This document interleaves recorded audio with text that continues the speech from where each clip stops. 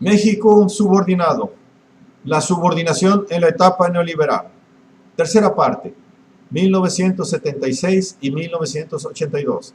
2 años crisis para acabar con el Estado nacionalista. Sección 15.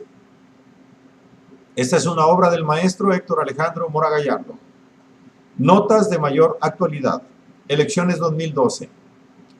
A 6 años de una muy sucia campaña emprendida en contra de López Obrador y tras de 6 años de intenso bregar proselitista y en labor de convencimiento y construcción de un movimiento popular, el candidato agraviado vuelve de nuevo a intentar obtener la victoria y el que le sea reconocida.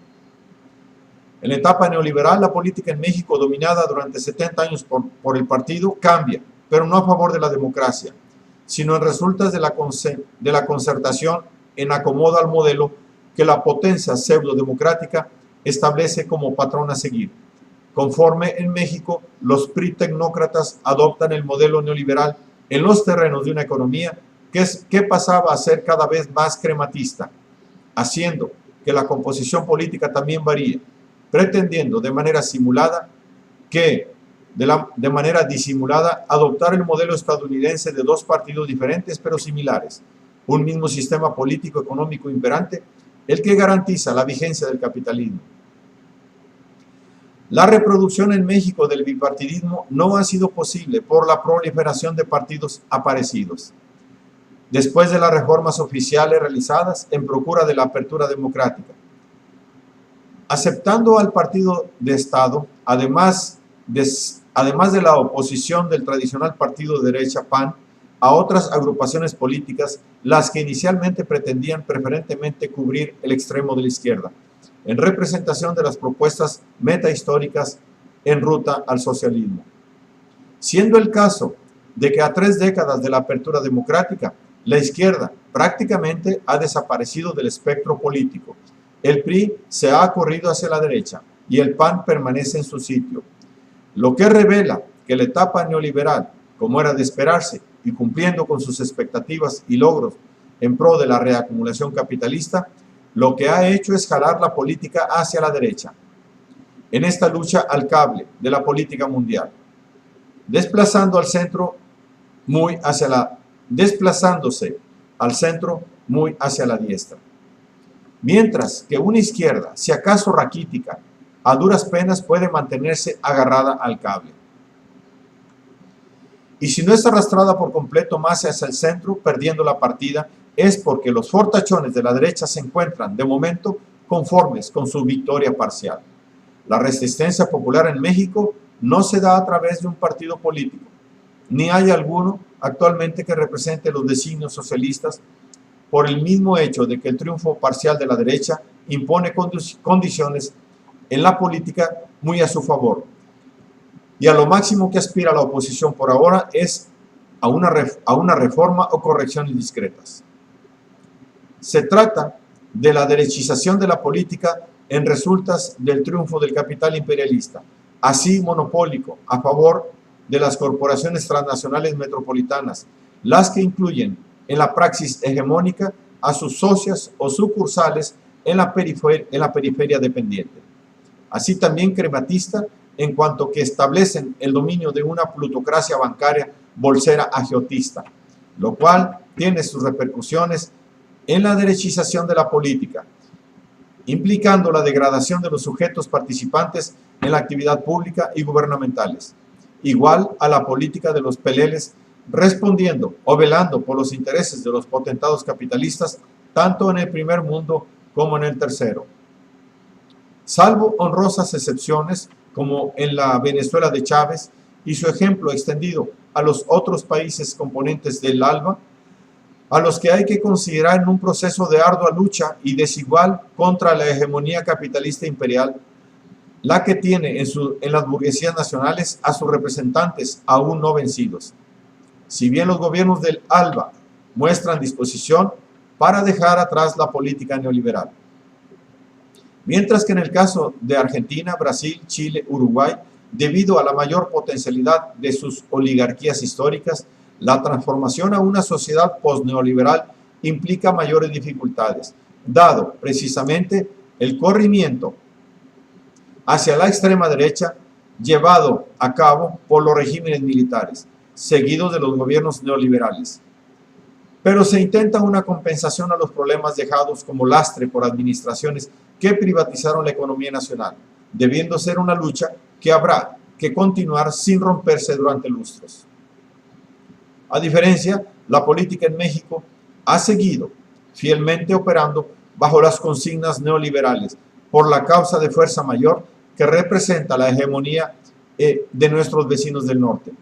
De una manera imperfecta, pero que no deja de ser efectiva, el dos partidos, un sistema ha funcionado durante la etapa neoliberal gracias al concertacionismo maquinado desde el saninato. El PRI tecnócrata a la derecha y el PAN del neopanismo empresarial se combinan y relevan en la detención de los puestos públicos, manteniendo la misma política económica. Para eso ha servido la apertura democrática. Para cuando el PRI y el PAN en la actualidad representan a dos facciones de la burguesía disputándose el ocupar los puestos públicos para beneficio personal de los líderes que los encabezan y de sus cortes de allegados, alineados con la política hegemónica metropolitana.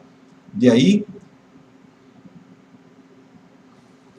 el que la disputa entre estas dos instituciones políticas de la burguesía pueda ser sincera, pero al mismo tiempo concertada.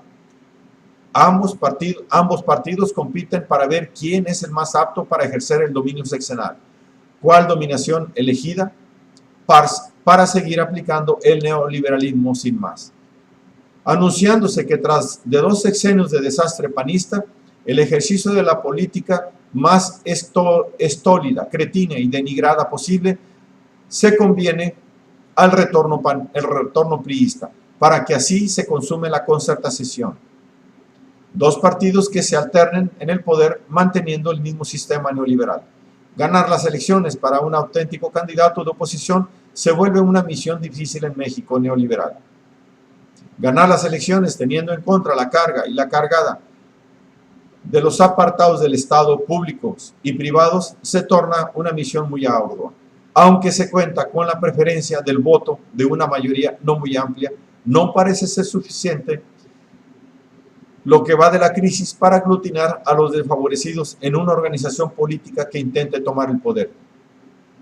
Igual que hace 6 años, la fuerza del sistema político económico imperante, la oligarquía como tal, juega a favor del candidato elegido para que lo represente. Encuestas prefabricadas de por medio desvirtúan las tendencias del voto en preparación del fraude, no dejando de haber votos cooptados y toda la ingeniería del chanchullo posible, con procedimientos burdos y refinados, arcaicos y cibernéticos.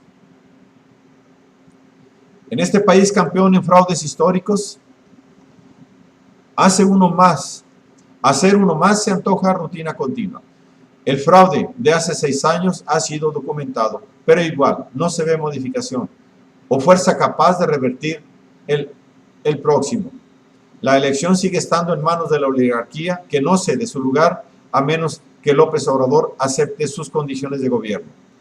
La alternativa que representa López Obrador es una alternativa auténtica y popular, pero menguada y discreta en sus propuestas de cambio, puesto que para poder competir con la lid política, tal cual están establecidas las estructuras e instituciones en el modelo de ser política bajo el hegemón neoliberal, se ve obligado a alejarse de los programas de una auténtica reforma anticapitalista, encontrando tal vez en un programa nacionalista la compensación al desastre de la apertura indiscriminada a los mercados y del favorecimiento a la concertación monopolista. El programa de López Obrador solo alcanza para intentar resanar los estropicios, sin proponer una política económica diferente. Ni con el pétalo de una rosa osa tocar las prerrogativas de los potentados. Un neoliberalismo honrado y girando un tanto hacia los intereses nacionalistas no sería suficiente para aminorar la pobreza mayoritaria que padece el país. No obstante lo cual, una política nacionalista como paliativo al neoliberalismo pudiera iniciar el tránsito hacia una política social en favor de las mayorías, y no como está pasando, a favor de una minoría de adinerados pero no hay instituciones políticas aptas para emprender la obra. El PRD, con su palmarés de gobiernos habidos hasta la fecha y con dirigentes como los Chuchos, es garantía de que no habría transformación alguna si tal partido toma las secretarías de Estado y fuese mayoría en las cámaras. El PT es la opción para votar más a la izquierda, pero no es un partido sólido que por sí solo garantizara una gobernanza efectiva a nivel nacional. La coalición necesaria que apoya a López Obrador es demasiada heteróclita y carga a los oportunistas y tránsfugas de cada ocasión, no augurando un gobierno cohesionado y con vocación de cambio. De llegar a la presidencia, Andrés Manuel son los mismos de otras ocasiones reciclados, haciendo falta el empuje de una nueva generación auténtica en el cambio. Pero el caso es que, a diferencia de hace 6 años, cuando los del PRI abandonaron a madrazo para apoyar a Calderón, la concertación ahora procede a la inversa, y Peña Nieto es garantía de continuidad neoliberal y hasta de maximato. La verdad histórica es que a más de siglo y 3/4 de elecciones en la República, aún no hay garantías de que se respete el sufragio efectivo, lo que confirma que la democracia electiva no es posible en el capitalismo dependiente, como tampoco en el desarrollado. Hoy como ayer, Andrés Manuel es preferible a su oponente, pero la mafia, que también él conoce, no está para elecciones efectivas, y el movimiento popular, que más allá de los partidos impulse la transformación verdadera, dista aún en tener la fuerza requerida para generar el auténtico cambio.